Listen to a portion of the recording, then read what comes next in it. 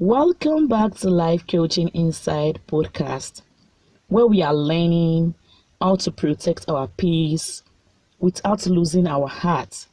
In our last episode, we uncover what healthy boundaries really are and why they are essential for emotional well-being. Today we are going deeper into the feeling that stops most people from ever setting those boundaries. Let me ask you something honestly. Why do you feel bad for choosing yourself even when you are exhausted, overwhelmed, and stretched too thin? If guilt shows up the moment you think about saying no, this episode is for you. Why does saying no feel heavier than saying yes, even when that yes cost you your peace? Guilt does not appear out of nowhere. It is learned. Many of us were conditioned early to believe that being good means being agreeable. Love must be earned through sacrifice. Rest is laziness. Saying no is disrespect. Let's add cultural expectations, family rules, and fear of rejection, and guilt becomes automatic. This is why guilt and boundaries are so closely connected. The moment you challenge old conditioning, guilt shows up, not because you are wrong, but because you are doing something unfamiliar.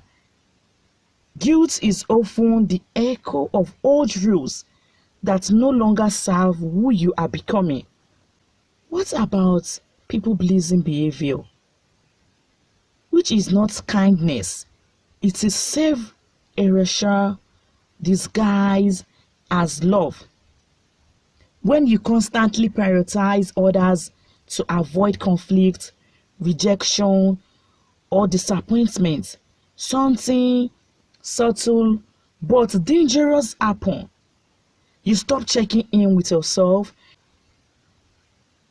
You disconnected from your needs. You measure your worth by how useful you are. Over time, people pleasing drains you to believe that being needed is more important than being whole, and that caused resentment, emotional fatigue, loss of identity. Healthy boundaries begin where people pleasing end. Here is a critical distinction many people miss. Not every request deserves a yes. A genuine request respects your autonomy. It leaves room for choices.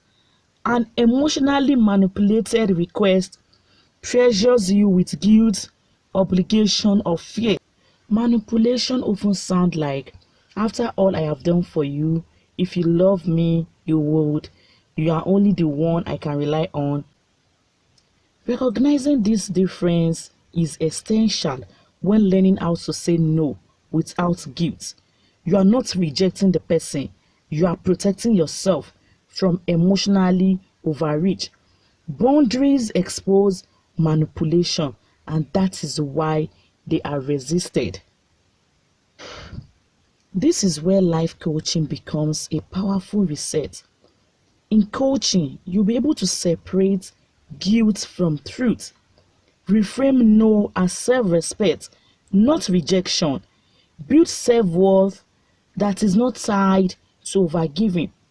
Practice compassionate, confident communication.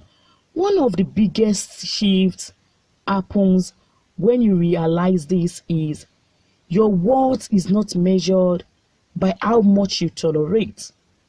You don't need to earn rest, space, or care.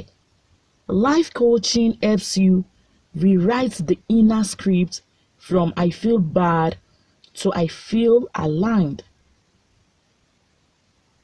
Take this with you. Guilt is not a signal that you are wrong. It is often a sign that you are growing.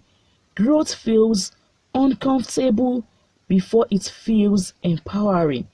Now that you understand why guilt shows up, the next question is unavoidable.